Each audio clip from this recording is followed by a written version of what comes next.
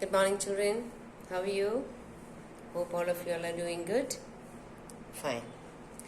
Now we are coming to the last lesson for this term.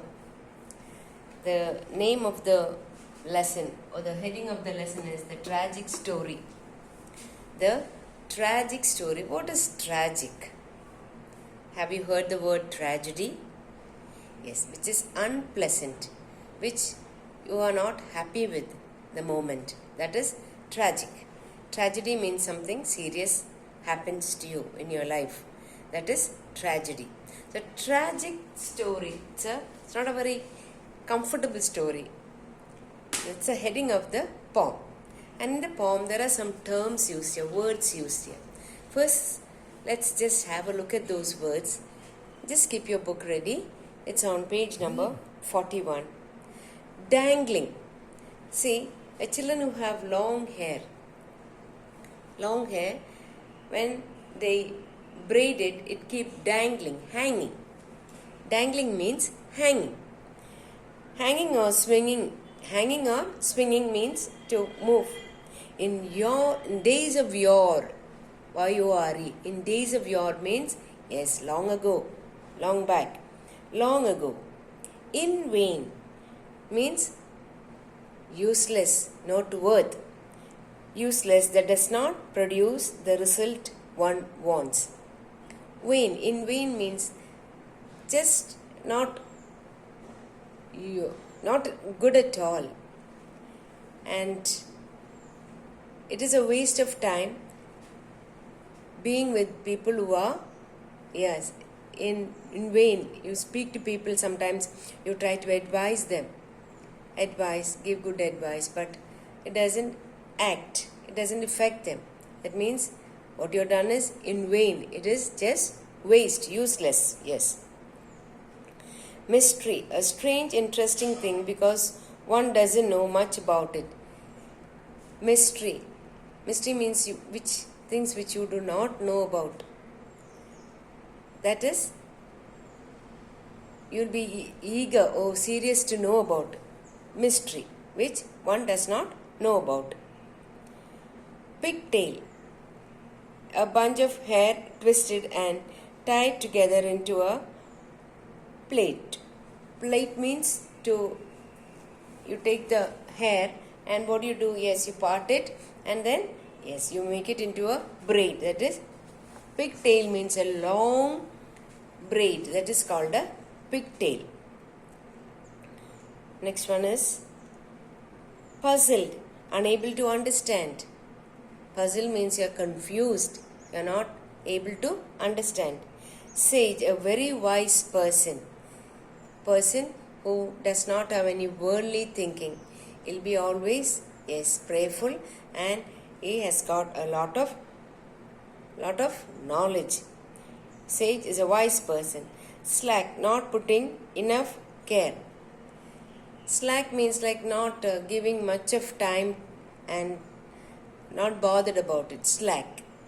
Slack of work means not doing the work properly. Slack of memory, that means not having much of memory. Slack of effort, not putting in more effort. So the word slack means not putting in much effort. Sorrowed, felt sad about something.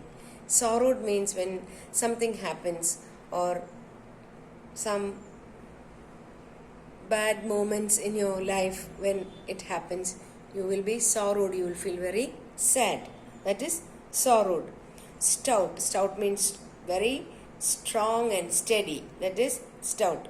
Swore, you use the word promise. I swear means, that is the present tense. Swore, past tense. I swear upon God, that means I promise on God. Promise, swore, promised. Tack, tack means to pin something together, hold something together. See, papers, we tack the papers, we pin the papers together, tack it. Now, clothes, you can tack it by gathering plaits, that is tacking, gathering together. Twirl, twirl means to go in this movement, going round and round like that. Twirl. twirling staircase. You find staircases going like this. That is twirl. Twirl means to move or dance round and round. I showed you this movement. Now, twirl means to take a full swing like that. Twirl. Okay. Now, this story, this poem is only an imagination. Okay. So, long ago, a person lived with a very long plait. Plait means what? Yeah. The hair what you take it into parts and then keep braiding it. That is plait. And he had this hair hanging, dangling. Dangling means hanging at the back. And he was always wondering why it is hanging at the back and why can't be it on my face.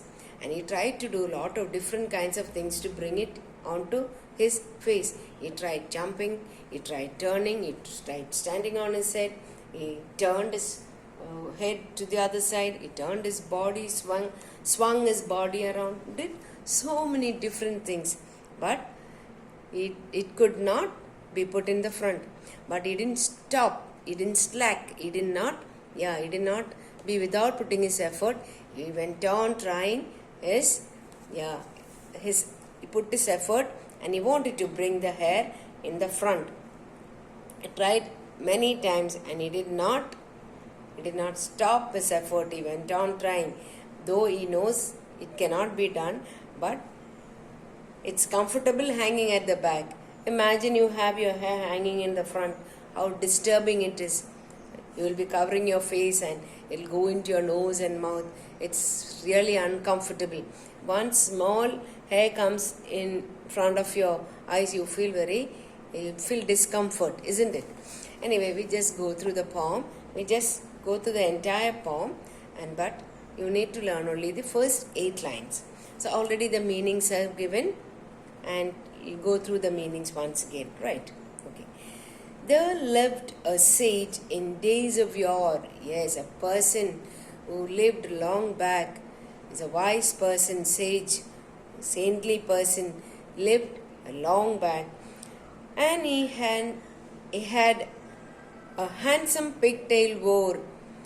And look at the picture, you can see he had a very long braid. He wondered much and sorrowed more. He wondered much, he was wondering, but he was so sad, more of sadness than worrying, because it hung behind him. The reason, the pigtail, the braid was hanging behind his head. It was not in front. Once more, there lived a sage in days of yore, and he had a handsome pigtail wore. Wore means it was there, wearing it, wear persons wore. But wondered much and sorrowed more. More means he was more sad because it hung behind him. The reason, because it was hanging behind him. He mused means he wondered upon this curious case, and swore means promise, hid means he would. He'd change the pigtail's place. Now, he promised that he's going to change the place from where it is hanging and have it hanging at his face. And he was trying to put it where is in front of his face and not dangling there behind. Now he promised that I am not going to have my hair hanging at the back. I am going to have it in the front. That is a promise he took. And let's see what he did. And right and left, and round about, and up and down, and in and out, he turned. He turned that right side, left side, in, out, round, up, down. He did many things. You try, those who got long hair, you try. Can you put it in the front? You can put it in the front by bringing it by your hand, isn't it? Yeah. So he tried left, right, in, out, round, about, high, top, everything. He jumped and he tried to put it in the front. So you can see the pictures. And up and down and in and out he turned, but still the pig's tail stout, strength with a strength, hung steadily behind. The hair was strong enough and it was hanging behind. And though his efforts never slacked, but he was not lazy, though did not come in the front, he was still trying his good. He went on putting his effort, he put all his energy into this. Although it's not thought, although means whatever it is. He twist and twirl and tack. He twist and turn and tack, try to win it, to bring it together. Alas, still faithful to his back. But still he is faithful to his back. The pigtail hangs behind him. Even now, the pigtail, that long hair which is braided, is still hanging behind him. You don't have to completely by heart this, but you just read through this. And the first 8 lines, definitely you need to by heart it. All the other lines you just... Oh, I didn't read the second half. I'm sorry. So let's see that. I was wondering why suddenly it over. Fine, I'm sorry about it. Says he, the mystery means a secret. I've found, I'll turn me around. Oh, now he's thinking, no, if I turn me around, that means if I go around like this, sometimes the hair may come in the front. He turned him round, but still it hung behind. He tried to turn him round, still the hair was hanging at the back. Then round and out and in. All day the puzzled sage did spin. Puzzled means it was confusing him. He was turning around and he was wondering, he was getting confused why it is not coming in the front. In vain means of no use, useless, of no use. It mattered not a pin. It mattered not a pin. Mattered means it didn't bother, not even a bit. The pigtail hung behind him, but whatever he did, still the pigtail was hanging behind him. I just read the entire poem. Just listen carefully. Keep your book opened and listen. There lived a sage in days of yore, means long ago, and he had a handsome pigtail wore, but wondered much and sorrowed more, because it hung behind him. He mused upon this curious case, and swore he would change the pigtail's place, and have it hanging at his face, not dangling there behind him. Says he, the mystery I have found. Mystery means the secret I have found.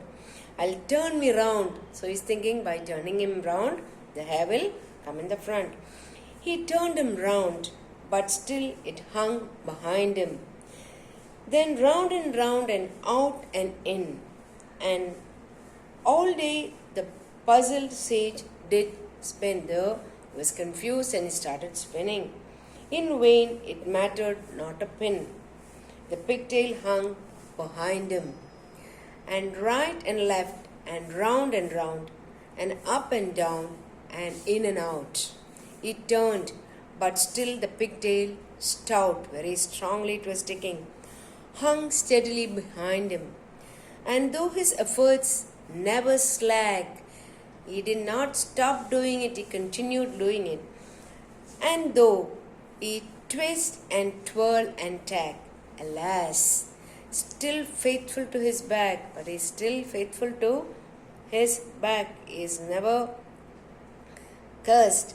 The pigtail hangs behind him.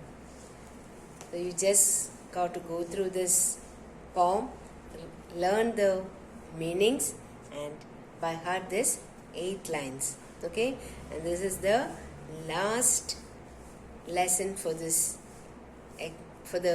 term, and you're having your exams by the middle of March, very few days.